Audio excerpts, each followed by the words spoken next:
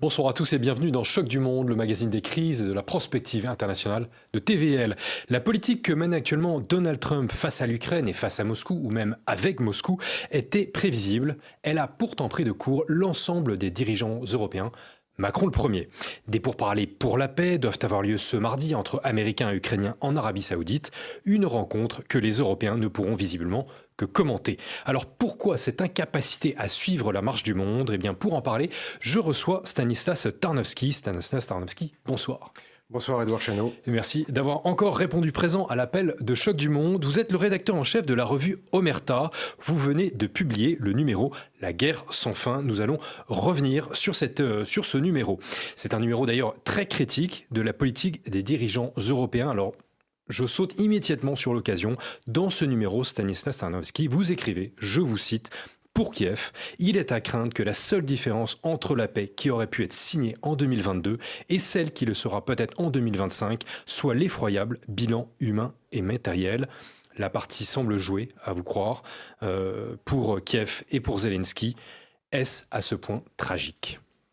Écoutez, à part apparemment quelques dirigeants européens comme Emmanuel Macron, je pense que tous les observateurs sérieux savent que d'un point de vue militaire, l'Ukraine peut encore résister un certain temps, mais elle ne peut rien faire d'autre. Elle accumule les revers, le front est grignoté petit à petit par les Russes, non par incapacité militaire d'aller plus vite, mais parce qu'ils cherchent à économiser leurs hommes.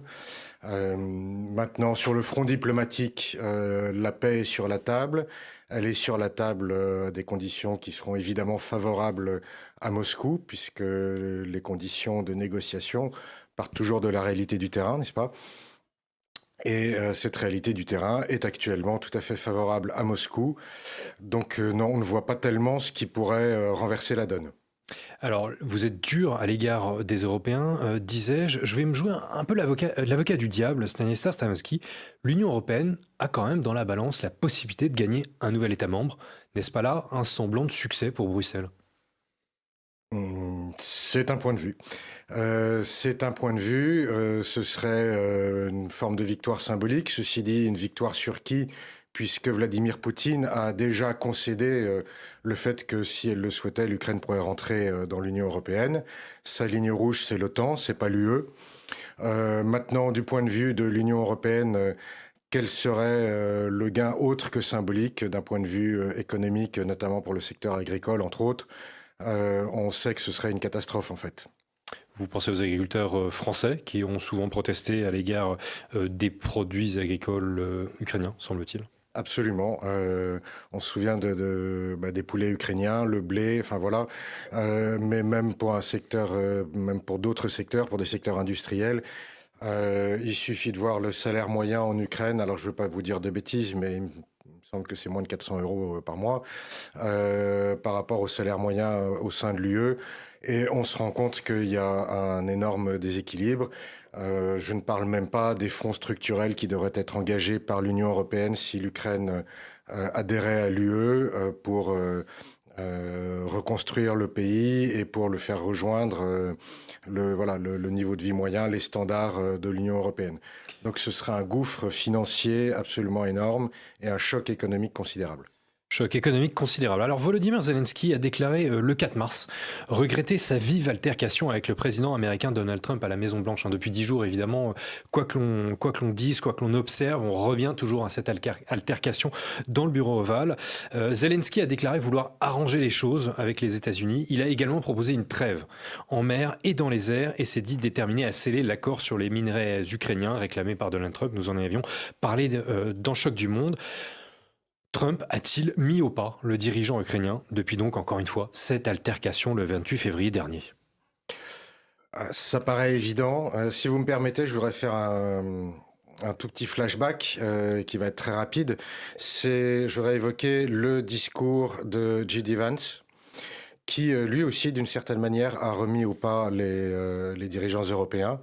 On a retenu un discours sur les valeurs, sur la liberté d'expression, sur la démocratie, sur le danger de l'immigration.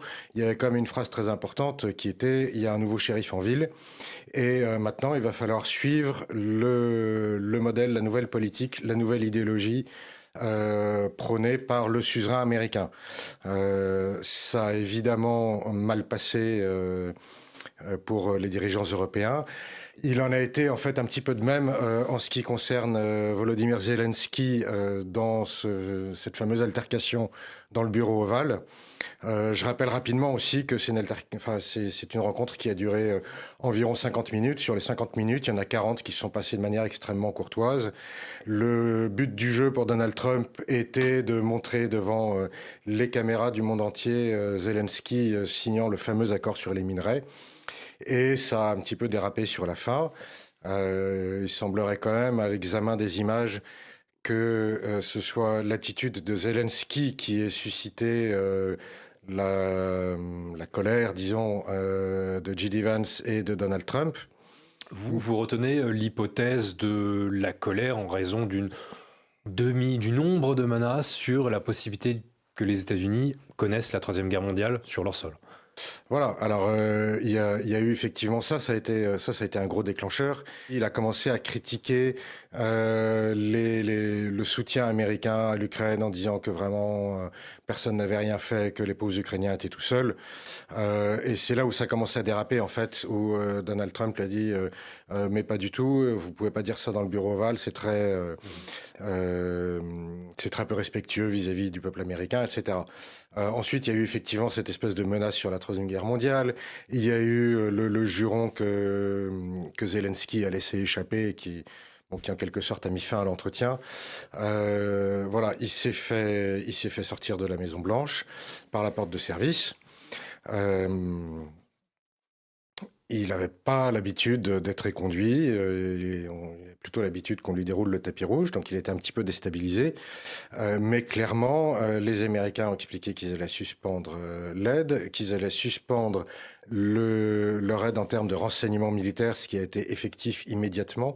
Les Anglais ont confirmé qu'ils avaient reçu interdiction de Washington de fournir du renseignement aux Ukrainiens. Et on a vu le résultat, je pense, de manière assez tangible dès le week-end dernier, avec plusieurs avancées sur le front, notamment dans le secteur de Koursk, enfin dans l'enclave encore tenue par les troupes ukrainiennes en territoire russe, et également dans le Donbass. Alors, il y a aussi le 6 mars, Politico indiquait que 4 membres de l'entourage de Donald Trump avaient rencontré des opposants à Zelensky. Alors rappelons que le président américain a depuis plusieurs semaines, donc comme vous le dites, estimé qu'il faudrait des élections à un moment ou à un autre en Ukraine. Il a même qualifié de Zelensky de dictateur sans élection. Là, on se retrouve vraiment face à la situation la plus dramatique possible pour Zelensky, à savoir ces jours semblent compter si d'un jour ou l'autre, si Trump décide de faire plus dur encore et clairement de le remplacer. Est-ce une hypothèse selon vous crédible ? Alors, il me semble que de toute façon, Zelensky est dans une situation pile je gagne, face tu perds. Enfin, en tout cas, il perd dans toutes les situations. Soit il essaye de se maintenir au pouvoir coûte que coûte, et il va devoir assumer la défaite militaire. Soit effectivement, il accepte des élections et il a toutes les chances d'être battu et donc de devoir faire face également à toutes les accusations de corruption qui pèsent sur lui et sur son entourage. Il est clair par ailleurs que pour Donald Trump, il est important, d'une part en termes d'image, après tout, on se bat pour la démocratie. Monsieur Zelensky n'a plus de poste officiel depuis mai dernier. Donc là, on s'approche d'une année, quasiment. Donc voilà, ça fait un peu tâche. Ça fait un peu tâche, merci. Et par ailleurs, il y a un vrai problème juridique qui est que si Zelensky signe des documents, un traité de paix, l'accord sur les minéraux ou quoi que ce soit, ces documents n'ont qu'une valeur légale puisqu'il n'est pas le représentant légal de son pays. En tout cas, c'est aussi un argument que l'on entend de Moscou. Est-ce que vous acceptez l'argument visant souvent Trump sur le fait que l'argumentaire de Washington désormais s'aligne de plus en plus sur Moscou ?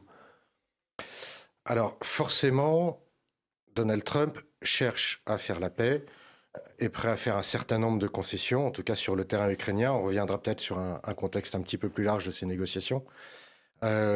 Donc il va forcément y avoir des points de convergence. Quand on veut faire des négociations, on doit concéder des points à l'adversaire. Ça paraît logique.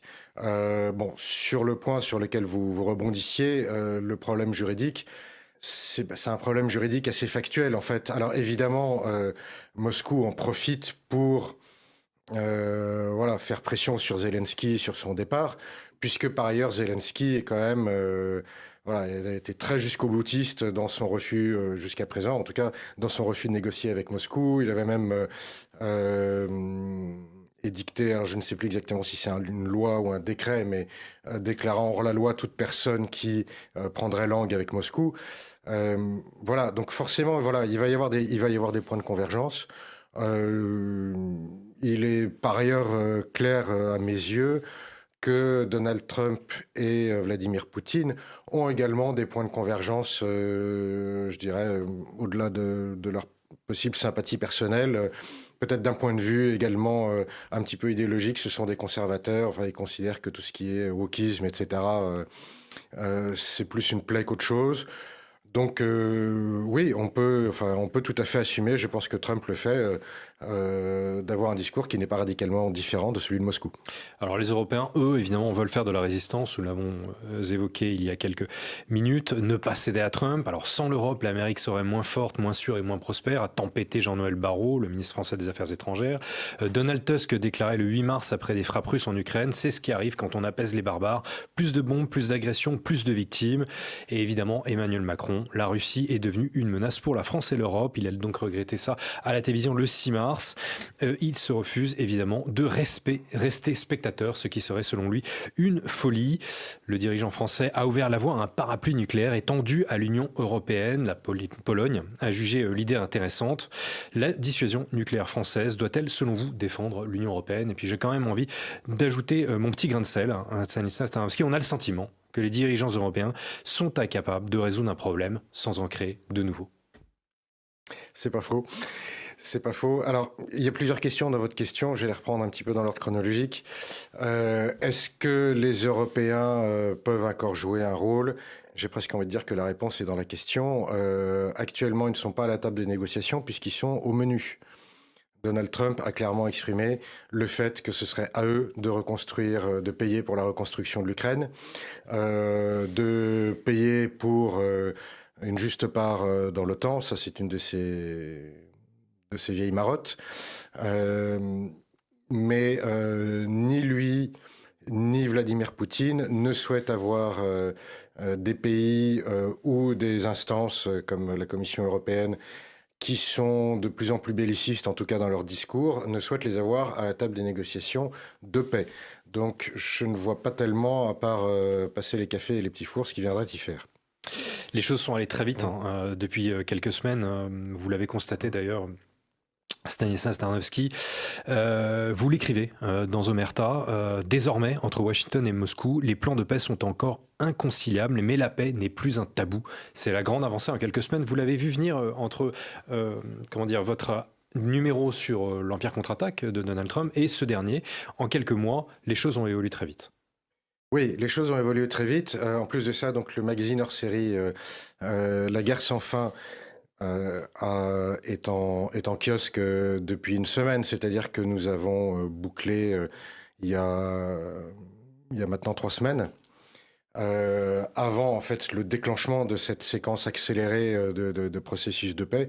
Mais effectivement, de toute façon, on voyait venir ce processus. C'est pas exactement une surprise puisque Trump l'avait annoncé et l'avait martelé durant sa campagne. Alors évidemment, on n'est pas sur un règlement en 24 heures comme il s'en vantait à l'époque, mais par rapport à un rythme diplomatique, on est quand même sur un rythme extrêmement rapide. C'est visiblement la technique de Trump depuis qu'il est en fonction, quel que soit le sujet d'ailleurs, que ce soit la lutte contre l'État profond, le dégraissage de l'État, le Moyen-Orient ou l'Ukraine, c'est d'aller extrêmement vite, de bousculer ses adversaires, de sortir 10 idées à la minute. De sidérer les médias et l'opinion, et voilà. Surtout ses adversaires. Clairement, le temps que ses adversaires réagissent à une proposition, il est déjà passé à la suivante. Et donc, ça avance très vite. Ça avance très vite. Effectivement, on l'avait vu venir dans le numéro. À l'époque où donc on a mis sous presse, les positions des uns et des autres étaient inconciliables. On ne concevait même pas, au moment où on a mis sous presse, officiellement en tout cas, que Russie et États-Unis puissent rétablir leurs relations diplomatiques. Donc voilà, on voit que ça va très vite. C'est en un mois, Moscou et Washington ont rétabli leurs relations diplomatiques, se sont mis d'accord sur le principe de négocier cette paix, ont commencé à avancer, ils ont commencé à poser des jalons. Alors la route sera certainement longue, mais elle existe, contrairement à ce que semble souhaiter ou regretter un certain nombre de dirigeants européens. Alors depuis le début du conflit, en tout cas depuis le début d'Omerta, votre média apporte un regard principalement de terrain sur un conflit qui est complexe à bien des égards. Le narratif occidental s'est fracassé sur la réalité du terrain. Écrivez-vous. À qui la faute, selon vous, Stanislas Tarnowski ? Au réel, pour commencer. Le narratif, on a un papier qui est très intéressant justement sur cette question du narratif dans le hors-série. On se rend compte que les Occidentaux on semble avoir en tout cas comme but de guerre des buts essentiellement de communication. Des buts communicationnels, il faut parler, il faut occuper le terrain médiatique, il faut convaincre par un discours. Et invariablement, alors on ne va pas être cruel, on ne va pas citer nos concurrents de LCI et leurs généraux de plateau qui se sont trompés avec une constance absolument remarquable. Mais malgré tout, voilà, le réel finit toujours par reprendre ses droits. On essaye de contribuer à cette émergence du réel dans le débat public, puisque Omerta s'appuie, vous l'avez dit, sur le reportage de terrain. On est allé 7 fois, 8 fois sur le terrain depuis le début de la guerre, sur le début de la guerre en Ukraine. On s'appuie également sur des experts tout à fait sérieux et je dirais dépassionnés, ce qui n'est pas toujours le cas des experts de plateau. Ce numéro hors série a été réalisé en collaboration avec le CF2R, donc le Centre français de recherche sur le renseignement.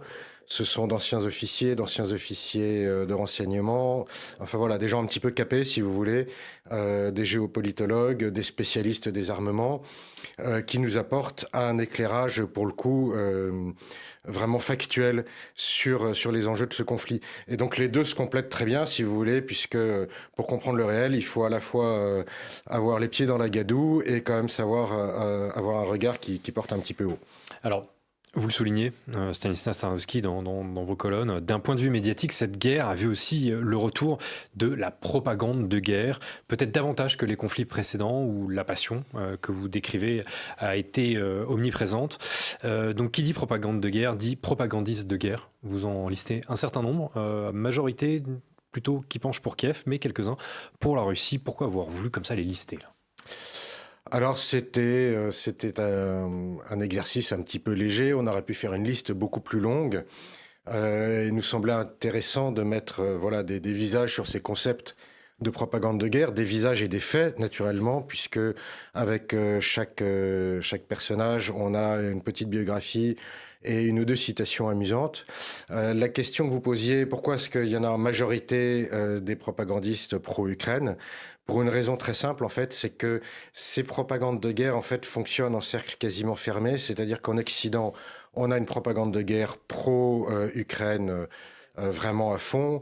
Vous vous souvenez qu'on a fermé les chaînes de télévision RT et Sputnik, donc qui étaient des chaînes de télévision publiques russes. On ferme régulièrement des canaux Telegram, on bannit des chaînes YouTube, des influenceurs qui sont considérés comme avoir un discours trop pro-russe. On peut remarquer un phénomène assez symétrique en fait du côté de la Russie où la propagande occidentale en fait finalement pénètre assez peu. Donc voilà, la propagande fonctionne un petit peu en circuit fermé pour convaincre plus ses opinions publiques que d'essayer de démoraliser l'adversaire ou de convaincre l'adversaire. La situation aurait-elle été différente fondamentalement si RT Sputnik avait continué, s'il n'y avait pas autant de généraux de plateau sur LCI ? Fondamentalement, non. Malgré tout, il me semble important, dans un pays dit démocratique, dans un pays qui affirme respecter la liberté d'expression et le débat public, que justement ce débat puisse s'installer. Et le débat, c'est avec des gens avec qui on n'est pas d'accord. Donc, même si on peut tout à fait et à bon droit critiquer l'invasion russe, critiquer les positions russes, critiquer la propagande de guerre russe, parce qu'elle existe, il y a évidemment des opérations d'influence, il y a évidemment un discours de Moscou qui passe, alors de manière un peu plus limitée, mais qui passe quand même en Occident. Mais malgré tout, il faut entendre ce discours et y répondre éventuellement par des arguments, plutôt que par la censure. Alors, ce conflit a eu aussi un impact considérable sur l'Europe, sa situation dans le monde. Les conséquences sont criantes, elles sont évidentes évidemment pour ceux qui suivent Choc du Monde. Peut-être pas par tous. La guerre en Ukraine a chamboulé l'ordre mondial, vous le décrivez dans Omerta. L'Europe, pour vous, Stanislas Tarnowski, est devenue une périphérie du monde, peut-être davantage aussi en quelques années. C'est un phénomène très frappant, oui, en effet. L'Europe est une périphérie du monde. Alors, elle l'est de plus en plus d'un point de vue économique avec la crise qui la frappe. Elle l'est d'un point de vue démographique, ce qui a évidemment une incidence majeure sur sa puissance à long terme. D'un point de vue géopolitique, on voit voilà, que maintenant les États-Unis passent par-dessus l'Europe allègrement pour discuter directement avec Moscou. Pourquoi discute-t-il avec Moscou? Parce que pour Washington, le principal danger, c'est Pékin. Et le but, en fait, ultime de ces négociations de paix, c'est peut-être, alors Donald Trump rêve de détacher Moscou de Pékin, mais au moins de distendre ces liens, de les rééquilibrer. On voit que dans ces rapports de force, dans ce basculement de la zone atlantique à la zone pacifique, l'Europe a un rôle de plus en plus périphérique. Si on prend le cas de chaque pays individuellement, alors parlons de la France, qui est sans doute celui que je connais le mieux en Europe, on a vu la dégringolade spectaculaire de l'influence française en Afrique, qui, à mon sens, est très révélatrice de cette perte voilà, d'influence et de pouvoir européenne. Et malheureusement, nos dirigeants, qu'ils soient nationaux ou européens, semblent absolument tout faire pour continuer. Enfin, ils ont commencé la sortie de route, mais voilà, ils ont décidé de continuer la sortie de route et d'aller droit dans le mur. Alors, vous allez jusqu'à poser la question de la survie de l'Union européenne à l'horizon 2030. 2030, c'est demain. Oui, alors 2030, c'est demain. En même temps, il peut encore se passer bien des choses d'ici là. L'Union européenne est économiquement malade, elle s'enfonce dans la crise, elle est gangrénée par une surrégulation des contrôles absolument, des contrôles et des normes absolument monstrueux qui plombent l'économie, qui plombent l'initiative. Enfin voilà, d'un point de vue économique, c'est catastrophique. D'un point de vue géopolitique, on l'a déjà évoqué, bon, actuellement l'Europe est plus au menu qu'à la table des négociations. D'un point de vue politique, on sent que nos dirigeants européens ne sont pas en phase avec le mouvement du monde. Comment est-ce que cette Europe va pouvoir tenir? Elle tient beaucoup par l'économie. L'économie est en train de se casser la figure totalement. Il est tout à fait possible, ne serait-ce que sur ce plan, voilà, que ma foi, que l'économie européenne s'effondre et qu'elle entraîne avec elle la construction européenne telle que nous la connaissons actuellement. Le continent européen en tant que tel, évidemment, ne va pas couler, mais on sent quand même que ces structures sont à bout de souffle. Il y a des cycles d'environ 70-80 ans pour ce gros type de structure. Voilà, on arrive au bout d'un cycle, il va falloir passer à autre chose. Au bout d'un cycle, il va falloir passer à autre chose. L'Europe est au menu, plus qu'à la table des négociations. Eh bien, ce sera le mot de la fin. Stanislas Tarnowski, merci beaucoup d'avoir répondu à l'appel de Choc du Monde. Je rappelle que vous êtes le rédacteur en chef du magazine Omerta et que vous venez de publier le numéro La guerre sans fin. Merci beaucoup, Stanislas Tarnowski. Merci, Édouard Chano. Et puis surtout, merci à tous d'avoir suivi cet épisode de Choc du Monde, le magazine de crise de la prospective internationale de TVL. Surtout, n'oubliez pas de commenter et de partager cet épisode. Merci à tous.